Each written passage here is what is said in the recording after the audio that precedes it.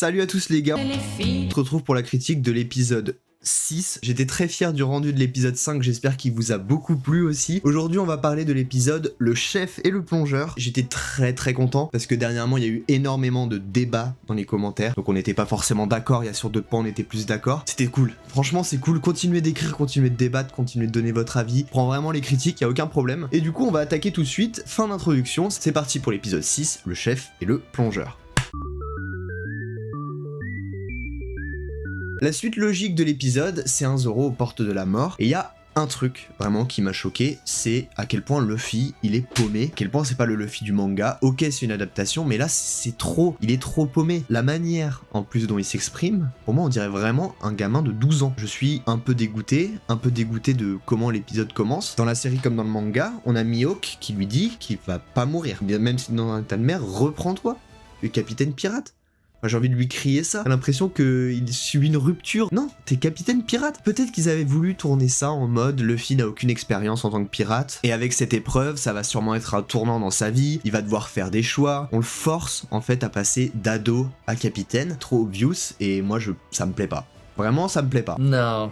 Don't like that. Après on remarque bien, et ça c'est cool, seul qui a une expérience pirate c'est Nami. Et du coup, je trouve que ça contrebalance un peu le fait que Luffy sait pas être capitaine. Après ça me choque pas, parce que depuis le début, Nami c'est censé être la plus forte, entre parenthèses, dans la piraterie. C'est juste que je trouve que le décalage est un peu trop obvious entre Luffy du manga et le Luffy de la série, même pour une adaptation. Vraiment l'impression que tout ce qu'il a dit jusque-là, c'était que des paroles en l'air. Voilà, tu ne trouveras pas le One Piece si ça continue comme ça, Luffy. C'est vrai que je parle beaucoup pour l'instant pour une petite partie de l'épisode, mais je trouve quand même que c'est dommage. Ok, on est d'accord, il faut laisser du développement au personnage. Luffy, ce qui est dommage, c'est que j'avais eu l'impression qu'il avait déjà évolué un petit peu après l'arc Kujo, où j'avais l'impression que c'était devenu un peu plus un capitaine, qu'au final, quand même, Luffy, la piraterie, c'est censé être inné chez lui. Depuis qu'il est tout petit, il est censé avoir les réactions d'un pirate. Tout le long de l'épisode, en fait, on a un Luffy qui est en introspection, il y a une grosse remise en doute, il y a un gros manque de confiance. Plus un gosse, en fait, il aurait déjà dû l'avoir, cette introspection. Et ce qui est chiant, c'est que tout le long de l'épisode, en fait, il est juste à côté de la plaque. Et de ce que j'ai vu dans les commentaires, en général, les gens ont pas forcément apprécié ce Luffy-là. Et je comprends. Après, tant que je suis à parler, là, des problèmes sur les personnages, je vais parler un peu de Zeff. Par rapport à Zeff, moi, il y a un truc qui est un peu dommage que j'ai trouvé avec lui, qu'ils ont pas assez insisté que c'était un pirate qui allait sur Grand Line, parce qu'à ce moment-là, les pirates imposants, c'est ceux qui sont allés sur Grand Line. Et pour le coup, t'as juste l'impression que, comme dit Sanji, c'est un vieux schnock, c'est pas un ancien pirate de ouf. On a un mini-goût de son ancienne vie de pirate quand il soigne Zoro, genre en mode il sait ce qu'il fait, tu vois, il a du vécu un petit peu, mais c'est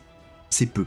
C'est peu et ça rend pas forcément honneur au pirate qu'il était à l'époque. Donc pour faire cette vidéo qui est écrite, j'ai regardé la vidéo du chef pour avoir son avis. Je sais pas si vous connaissez Spatule Bros, etc. C'est un très bon youtubeur manga animé, j'aime beaucoup ce qu'il fait. Et il dit que la partie avec Garp, elle est inutile. Et là, moi je suis pas forcément d'accord avec lui. Enfin en gros je suis d'accord à 50%. Ça permet d'expliquer un petit peu les grands corsaires. Et j'avais peur que ça arrive pas, que les grands corsaires on leur donne pas la place qu'ils méritent. Tu comprends quand même que les grands corsaires, certes, ils travaillent pour les marines, mais ça reste des pirates. Je suis un pirate. C'est que maintenant que si demain Garp appelle un autre grand corsaire qui lui demande de l'aide, ce dernier pourra lui dire bah écoute Garp non, va te faire foutre. En général le côté Garp Kobe, bah, personnellement on s'en balait qu'un peu. Là j'ai vraiment cette réaction parce que moi je connais One Piece, je connais l'histoire, etc. Pas ça forcément très intéressant, mais peut-être quelqu'un qui ne connaît pas et qui a pas le point de vue fan de One Piece aura une version un peu différente de comment moi je vois la chose. On va parler d'une chose positive parce qu'il en existe quand même. Je trouve que Sanji il est totalement exceptionnel. Dans le manga c'est pas forcément mon personnage préféré, je l'aime bien,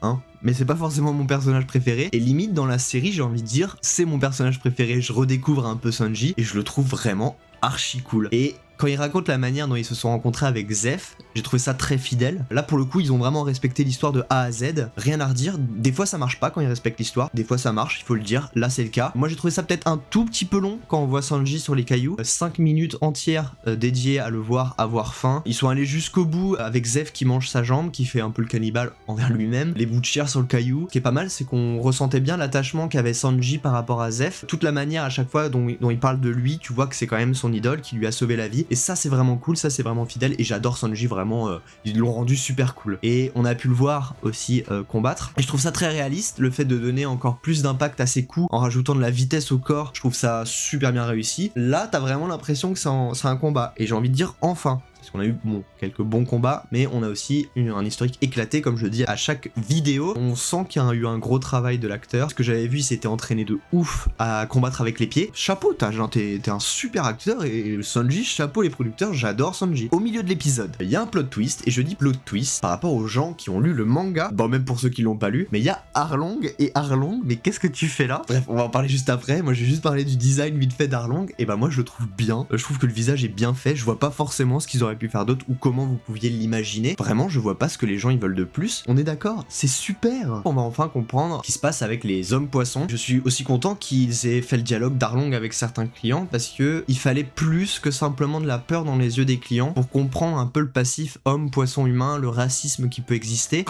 et se rendre compte que Arlong il a vraiment une haine des humains dès le début. Après, quand tu connais pas l'histoire, c'est quand même bien de réexpliquer qu'il y a un problème entre homme poisson et humain. Bon là, on est quand même sur un gros revirement de bord par rapport à l'histoire. Arlong qui apparaît à ce moment-là, quand tu connais l'histoire, c'est un peu dérangeant, je vais pas mentir. Après, il faut se remettre en tête que c'est une adaptation, qu'ils ont adapté la chose. Je vais vraiment enlever la casquette du fan de One Piece, et le changement d'histoire est cohérent, ça suit la ligne directrice, y a pas de problème. Et when tu ne connais pas One Piece, c'est bien. Et en plus de l'arrivée des hommes poissons, on a aussi l'arrivée du meilleur personnage qui est Baggy. On a un plot twist dans le plot twist, on a Baggy le clown qui est de retour pour vous jouer un mauvais tour. Moi j'ai juste en fait une question, Baggy, comment tu as fait le voyage? Parce que on voit Arlong et ses amis arriver de sous l'océan, donc littéralement pas sur un bateau, sous l'océan, et on sait que quand tu as mangé un fruit du démon, ce qui est le cas de Baggy avec le Chop Chop Fruit, tu ne peux plus nager, et dès que tu vas sous l'océan, tu meurs. Même en fait pour quelqu'un qui a pas forcément mangé de fruit du démon, si tu passes tout un voyage entre Arlong Park et le Baratie sous l'eau, en général tu meurs. Il aurait dû en fait tout simplement mourir noyé. Ils ont pas fait attention, ils se sont loupés tout simplement. Il n'y a pas d'explication, je pense qu'ils ont juste loupé ça. Bon écoute, c'est pas grave, ça arrive hein. Et du coup voilà, le personnage de Baggy en fait il permet d'expliquer un peu tout le processus qui a été fait pour retrouver les chapeaux de paille, que ce soit par Arlong ou par lui. Et je trouve que ça suit bien, l'histoire elle suit bien. Pour l'instant en vrai, il y a la ligne directrice, elle est pas perpendiculaire, donc pour l'instant c'est pas mal. Au final je suis quand même content de le voir Baggy, et je me dis que peut-être il va avoir son importance pour la suite de l'histoire, à voir, mais c'est cool d'avoir parce que c'est vraiment un personnage que j'affectionne beaucoup, moins dans le manga mais plus dans la série. Bon écoute, sinon Luffy fidèle à lui-même, hein, mais pas du manga, de la série, il est faible, enfin je sais pas, il perd la bagarre, le mec il est à côté de la plaque, il sourit, il perd, fait même pas mal à Arlong, enfin je sais pas, c'est pas sérieux, pas le Luffy qu'on veut, t'as l'impression la bagarre il s'en fout. Perdre la bagarre en soi c'est pas forcément un problème, parce que souvent le héros, dès qu'il rencontre un ennemi, il perd, puis revient, puis il gagne. C'est sûrement ce qui va se passer, il va revenir, il va gagner contre Arlong, on sait très bien, même tu connais pas, tu sais très bien qu'à un moment il va gagner, mais là c'est pas forcément la victoire qui m'intéresse, c'est le fait que Luffy, le personnage, je trouve qu'il arrive pas du tout à être en accord, ou alors en alchimie avec ce qui se passe autour de lui. C'est pour ça que j'ai l'impression vraiment, à côté de la plaque, c'est la bonne expression. Luffy est décevant, et heureusement en fait que le reste de l'équipage il rattrape totalement ce Luffy catastrophique. On a un Zoro, bon il dort, parfait. Usopp, il est un peu peureux, il est drôle, moi j'aime beaucoup. Sanji, il est formidable, il fait un combat formidable. Et Nami, c'est la seule en fait qui réalise la gravité de la situation et qui a la réaction la plus normale et qui sait au final comment ça fonctionne, la vie et la mort. Mais Luffy, je suis désolé, catastrophique. Catastrophique.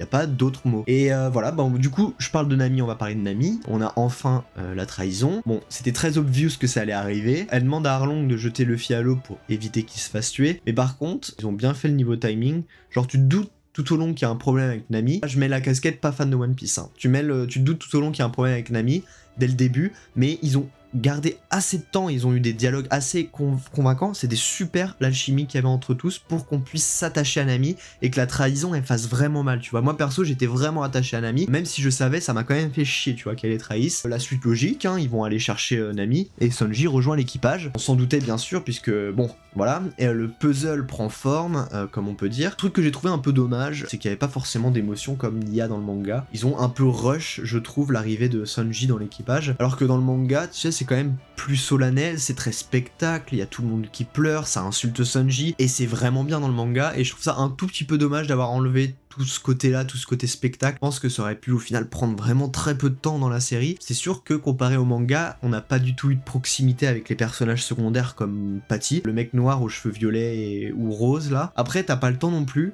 parce que sinon tu fais la série en 20 000 épisodes, mais ce moment-là, je pense que honnêtement, il aurait pu durer 10 secondes, un peu plus spectacle, insulte, pleure, et puis voilà, toi, très bien.